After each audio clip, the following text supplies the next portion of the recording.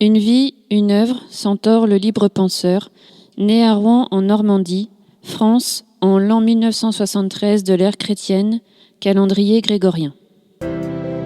J'attends avec désespoir le temps où l'on ne me comprendra plus, si tant est que l'on me comprenne. C'est alors que de nouvelles ères je ne saurai plus. Parce que l'homme fait le monde à son image et que de son bien-être en dépend la bonté, par ta vie devenir meilleur. Parce que l'honnête homme n'est réellement jugé que sur ses actes et non sur sa volonté. Juge des hommes comme de toi-même, non au discours de leurs intentions, mais à la résistance de leurs actes. Regarde-les souffrir, supporter le martyre, endurer l'adversité, la misère, la violence ou la privation de la liberté. Car je te le dis, de l'épreuve seulement se paie le prix de la connaissance. Car la route est longue, mais la gloire faite de beauté. Au demeurant, nos pensées sont comme les hommes qui les portent, elles. Et ma voix est vouée à s'éteindre sans lueur ni lendemain. Centaure, auteur francophone et francophile, fut le témoin de son temps, d'une société de consommation et d'abondance, du confort de son habitation à loyer modéré, d'une famille issue de la classe moyenne, d'une petite bourgeoisie de province, à l'éducation catholique, quelque peu conservatrice et gaulienne. Ses parents travaillant tous deux dans le corps médical, d'un père aimant et d'une mère protectrice pour l'enfant abandonné qu'il avait été à l'heure des débats sur l'IVG et d'un adultère dépénalisé. C'est à cet âge que le jeune Centaure résumait sa pensée critique à l'égard de la médiocrité de cette vie toute tracée, d'un travail, d'une famille, d'une patrie, qu'il stigmatisait en ces quelques mots lors d'un banquet. Mieux vaut des ventres pleins pour s'adresser à des têtes vides.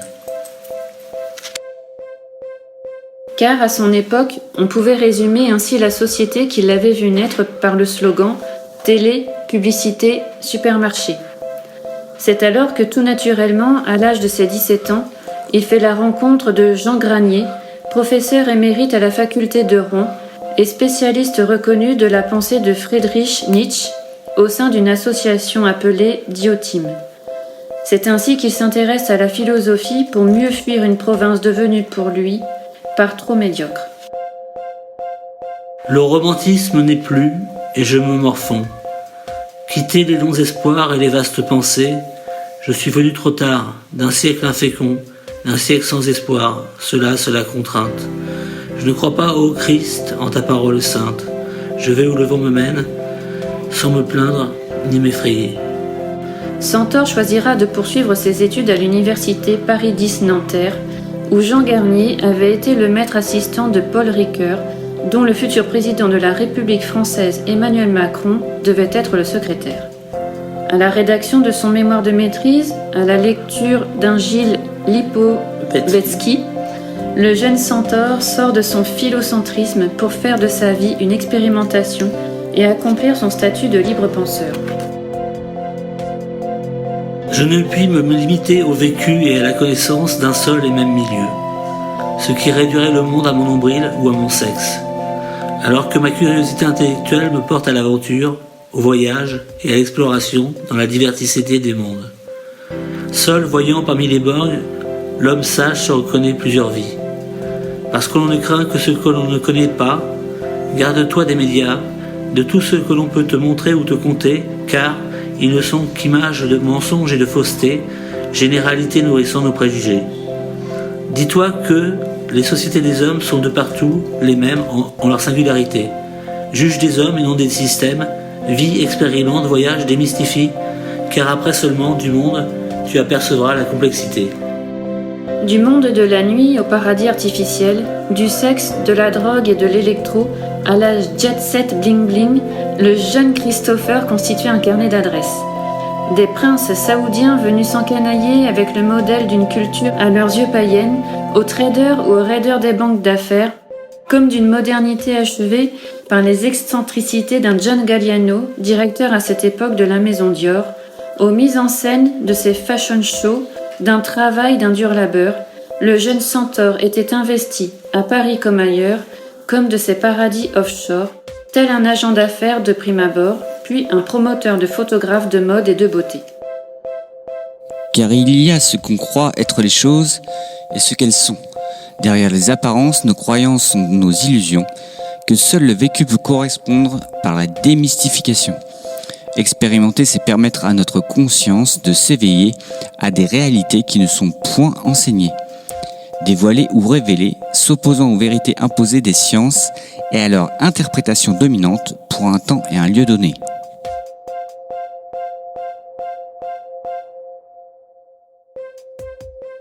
C'est ainsi que jeune encore et inconscient, au sortir de mes études, pensant que tout changement de société devait naître d'un changement idéologique, non point politique mais économique.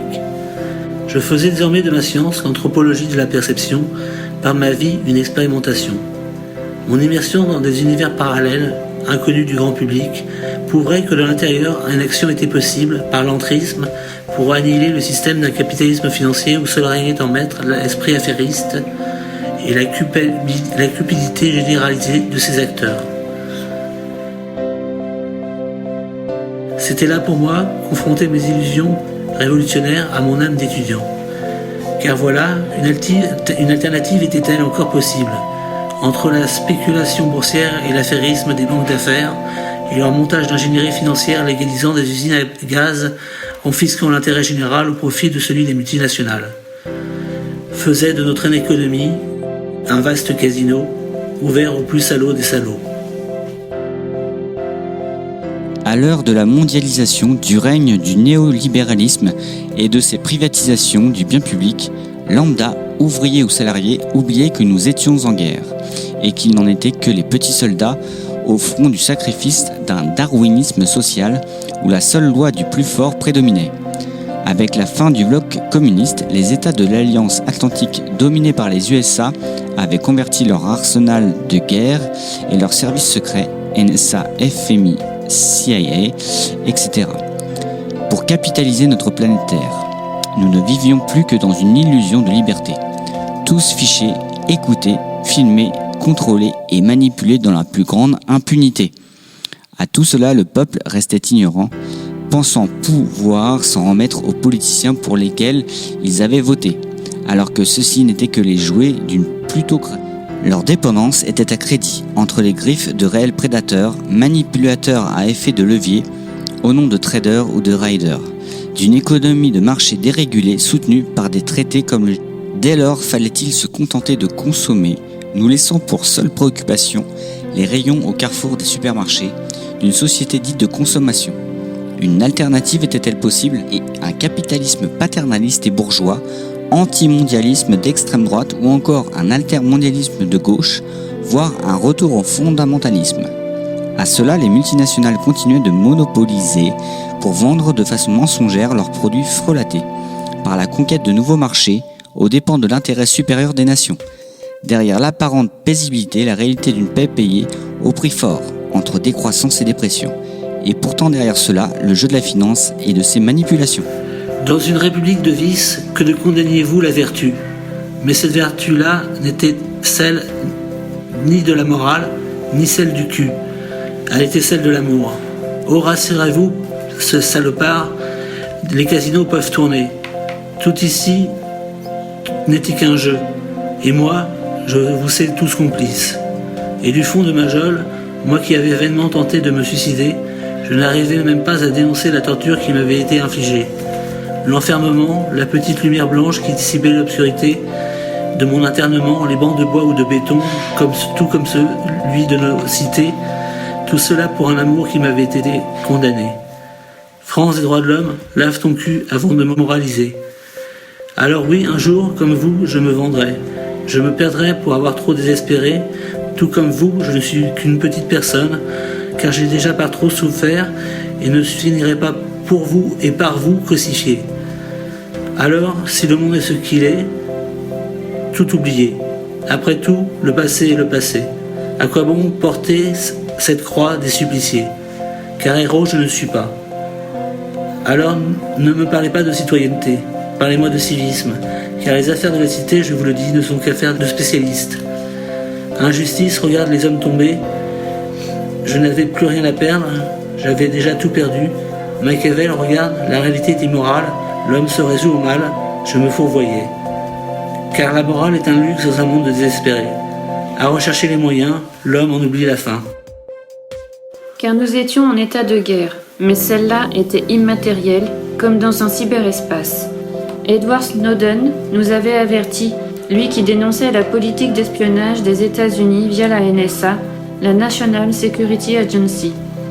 Mais voilà, il y eut un événement sans précédent qui devait rendre visible un empire américain en déclin, celui des attentats du World Trade Center, en date du 11 septembre 2001 de l'ère chrétienne. Les ennemis de l'empire portaient un nom, Al-Qaïda et son incarnation, Oussama Ben Laden, promoteur d'un terrorisme islamiste international via ses djihadistes. Mais toi, Centaure, où étais-tu et que faisais-tu ? De retour de Grande-Bretagne, je vivais à Paris. Je déambulais dans les rues de la capitale lorsque sur les écrans télé, boum, l'écrasement des tours jumelles. Je me souviens, à l'époque, avoir effacé toute trace qui aurait pu m'impliquer de près ou de loin à cet événement, comme de mes cartes de visite glanées au cours de mes périples auprès des banques d'affaires ou de mes contacts au Moyen-Orient, comme de mes voyages en Arabie Saoudite, qui n'étaient, dans les faits, qu'une cause à ma paranoïa. Pax Americana, une société sous surveillance, me dites-vous ? Une société convalescente ? Grandeur et décadence de l'Empire romain, parce que les empires ne meurent pas par le glaive mais par les idées. D'un état de guerre permanente. Septembre 2014 de l'ère chrétienne. La paix ne se justifie que par le maintien d'un ordre établi, d'un travail, d'une famille, d'une patrie que l'éducation reproduit dans une société de classe prédéfinie par l'imposition d'une vision du monde dominante, particulière à une oligarchie. C'est ainsi que les États-Unis exportent leur visée comme celle d'un capitalisme financier, comme de toute autre valeur, d'une religion du laxisme à celle d'un libre-échangisme, d'un darwinisme social aux vertus supposées d'un communautarisme à leurs pays alliés, et ce, à crédit contre leurs ennemis stigmatisés, condamnés et rudoyés lorsque leur logique politique s'oppose à leur modèle social ou idéologique et à leur intérêt géostratégique. Ce qui fait de la guerre militaire le prolongement de la guerre économique à l'heure d'un nouvel ordre mondial néolibéral où l'impérialisme américain affirme son expansionnisme et son pouvoir néocolonial. Mais voilà, entre art de la guerre et art de la paix et injustice de fait, qui sommes-nous pour juger de ce qui relève du bon comme du mauvais, du barbare ou du civilisé, des guerres de convention à la pacification, des résistants armés aux insurrections réprimées? Combien de morts héroïques devons-nous compter? C'est qu'il s'agit d'être du bon côté. Aux hommes de pouvoir, l'argent au peuple, le prix des guerres et du sang. Mais alors, en quoi l'État aurait-il le seul le droit de monopoliser une violence institutionnalisée? Qui du meurtre d'un homme fait de moi un assassin? Qui d'une guerre propre fait de cet État un être divin? Non, je n'irai pas quant à moi mourir pour une terre, une religion ou une nation, encore moins au nom d'une supposée raison d'État, car la paix, je vous le dis, est un luxe de nantis.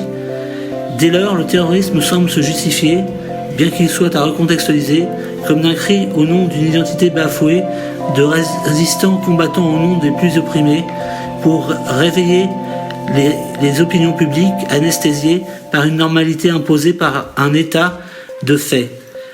Si je compare les victimes de Gaza à celles des attentats d'Al-Qaïda, le terrorisme ainsi dénoncé m'apparaît comme le dernier acte héroïque dont je me fais l'écho par ma vindicte contre l'apathie généralisée de tous ceux qui verront dans mes mots le prolongement de mon bras armé d'un éclair de lucidité contre les risques causés par un capitalisme financier pas trop sacralisé et dont vous êtes les premiers objets d'exploitation, petits soldats au front d'un système générateur d'exclusion, et cela au nom de la spéculation. Non, ne collaborez pas. Non, je vous le dis, ne vous vendez pas. Une guerre s'impose à vous, résistez. Et ne vous trompez pas d'ennemis, car la terreur est celle des oppresseurs et non celle des émancipateurs. Et les héros, je vous le dis, sont toujours du camp des vainqueurs. En réalité, nous ne nous connaissons qu'un seul ennemi, l'ignorance. N'attendez donc pas de l'éducation une plus grande clairvoyance que celle d'une conscience de classe abrutie par l'influence des pouvoirs des lobbies, d'une plutocratie qui chaque jour vous avilit au nom d'une prétendue défense des intérêts de la démocratie. Les guerres et les conflits sont là pour une remise en cause de l'ordre établi et de tous ceux qui ont intérêt à le laisser perdurer, à savoir les hommes d'affaires comme les élites embourgeoisées. En d'autres termes, ce qui vous rabaissait hier vous grandira demain, si tant est que votre vision du monde s'impose comme vérité par une révolution des sciences comme de la cité. Au jour d'aujourd'hui, je m'habille en jean, je mange McDonald's, je bois Pepsi, je me connecte à Internet via la Silicon Valley. Ce qui fait de moi, je me le demande encore, un Français. Dans ce melting pot made in USA, quel est au jour d'aujourd'hui notre patrimoine commun ? Un territoire, une terre dont l'histoire aurait borné les frontières des conflits et des guerres, dont les sacrifiés nous rappellent de ne pas oublier le fait que, si je vous parle en français en toute liberté, c'est à eux, à tous ceux qui ont versé leur sang, que je dois de m'exprimer. Et pourtant, au jour d'aujourd'hui, qui irait mourir pour la France ? Au nom de quelle appartenance ? Je dois vous l'avouer, lorsque se hisse le drapeau tricolore, je ne ressens aucune ferveur. Non, je vous le dis, je ne me sens pas l'âme à me dresser au son du clairon pour suivre le troupeau, tel un mouton, pour quelques marchands d'armes. Sans mémoire, la nation n'est qu'un concept vide, à moins que l'héritage de la France ne soit avant tout celui d'une conscience, celui d'un partage commun, au-delà des différences, d'une histoire, à commencer par celle de nos parents, qui s'est forgée par la sueur, voire par le sang. Mais voilà, tout s'efface. À l'heure d'un inférisme omnipotent, la citoyenneté n'est plus, et les affaires de la cité ne sont plus qu'affaires de spécialistes. Le civisme s'éteint comme d'un passé lointain. Ce qui fait dans notre société un manque de repères le lie à une crise identitaire. Le repli sur soi est tentant, comme pour les antimondialistes, pour retrouver dans la tradition les origines à notre nation. Contre cette dérive réactionnaire et protectionniste, il serait souhaitable de retrouver les lumières à nos âmes révolutionnaires pour apporter un nouveau souffle à l'ouvrage de nos idées. Car nul ne s'aperçoit du nombre croissant de malades inconscients qui hantent nos cités, d'une société malade de sa cupidité. Ou lorsque tout s'accélère et que l'on préfère de nos mots guérir les effets plutôt que d'en prévenir les causes, à savoir celle du capitalisme financier. Qui ne veut d'un monde meilleur héritera du pire des mondes. Les utopistes naissent d'une petite histoire, mais ils fondent la grande. De leur maladie se guérit le corps social. Alors, plus que vivre, exister. À ta vie, donner un sens. Parce qu'à l'impossible, l'homme est tenu, un défi, une quête d'absolu. Mais ce n'est que revenu dans ma province natale qu'une bouffée délirante me condamna à l'internement, si bien décrite dans ma pièce de théâtre Iso. Je retrouvais là Nietzsche d'un commun diagnostic, nous qui étions tous deux des bipolaires, c'est-à-dire des psychotiques. Dès lors, je me consacrais à mon œuvre comme à la libre pensée, dans l'espoir de mieux appréhender la société qui était mienne, et ce en toute lucidité. Alors, je vous le dis, ouvrez des hôpitaux et vous fermerez des prisons. Car tel est notre travail sur l'anesthésie de la perception, où j'affirmais qu'en prenant connaissance de la vision d'autrui, de son contexte social et culturel, comme de son pays ou de sa langue, nous étions capables de lire dans ses pensées, avant même de les juger ou de les condamner, comme il en est de notre attitude naturelle, pour imposer notre position comme dominante, et ce, en opposition à la vision que nous stigmatisons comme hérétique. Je précise, nos datations sont arbitraires pour tous ceux qui voudraient y voir autre chose que des repères symboliques. Silicon Valley en l'an 55 de notre ère post-moderne. De la structure des révolutions scientifiques, 1962, Université de Berkeley, Californie, USA. Selon la définition du physicien et historien des sciences Thomas Kuhn, en résumé, notion de paradigme de Ptolémée, géocentrisme, de Copernic, héliocentrisme, de Neumann, acentrisme. Par paradigme, il s'agit d'entendre un changement de représentation qui influence notre perception, à savoir une autre façon de voir, une révolution conceptuelle pour une nouvelle vision idéologique du monde qui sera dominante dans une société donnée pour un temps déterminé, pour autant que nos croyances et ces idées soient reconnues officiellement par une autorité publique comme d'un empire ou d'un État en cas du Made in USA. Pour plus d'infos, se référer à la définition du terme impérialisme C'est ainsi que l'on reprochera à Thomas Kuhn sa vision relativiste du monde où l'homme, selon la phrase de Protagoras, est la mesure de toute chose et où ses opinions se valent sans qu'aucune ne soit tenue par une vérité absolue.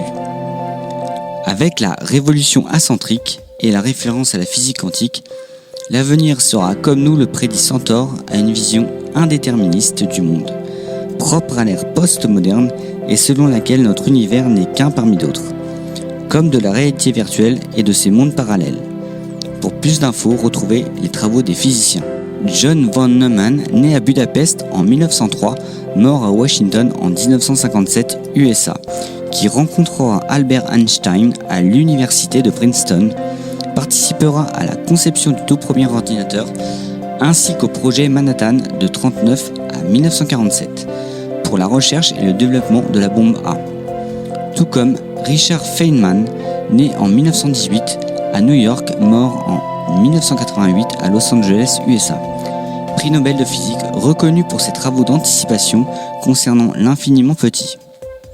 C'est ainsi qu'une vision post-humaniste plus du monde émerge dans les années 60 de l'ère post-moderne afin d'améliorer le futur de l'humanité et de lutter contre la maladie, la vieillesse et la mort, par la recherche et le développement de technologies émergentes comme des sciences, telles la robotique, la cybernétique, l'intelligence artificielle, à savoir la fusion entre l'homme et la machine, et le déploiement de ses capacités cérébrales, les neurosciences, les nanotechnologies, avec l'émergence d'un ordinateur quantique via des puces électroniques et miniaturisation comme des circuits imprimés vers un ordinateur quantique, la génétique et les implants bioniques, les biotechnologies comme les OGM qui seront mises en avant. Comme autant de promesses prophétisées, Singularity University, fondée par Ray Kurzweil et financée par Google et la NASA, dans le but de créer l'élite mondiale de demain, à savoir d'une humanité interconnectée, élevée au rang d'une citoyenneté supranationale. Quant à la révolution numérique, des technologies de l'information et de la communication, comme de l'Internet ou de la télévision, en mondovision, à savoir par la transmission simultanée d'images, et qui réduisent notre monde à un village planétaire, selon l'expression de Marshall McLuhan, influençant nos perceptions comme d'une vision progressiste du monde incarné par des personnalités comme Bill Gates ou Paul Allen, fondateur de Microsoft, Steve Jobs ou Steve Wozniak, fondateur d'Apple, à l'exemple d'un Mac, d'un iPhone ou d'un iPad, comme d'un Larry Page ou d'un Sergey Brin, à l'origine du moteur de recherche Google, ou encore d'un Mark Zuckerberg ou d'un Dustin Mowovitz, promoteur de réseaux sociaux comme Facebook, d'un Jack Dorsey ou d'un North Glass pour Twitter. En conclusion, à l'heure de la mondialisation néolibérale, de la libéralisation des échanges au profit des multinationales, de la sacralisation du libre-échangisme comme du capitalisme financier, pour tout international, à savoir un impérialisme de fait depuis les années 60 de notre ère post-moderne, sur le mode Made in USA, comme de la colonisation de l'espace version Star Wars, d'un univers acentrique agissant comme d'une nouvelle mythologie, pour une utopie en acte. Centaure témoignera par sa vie, par son œuvre, tel un libre penseur, à l'heure de la globalisation d'un univers en mutation.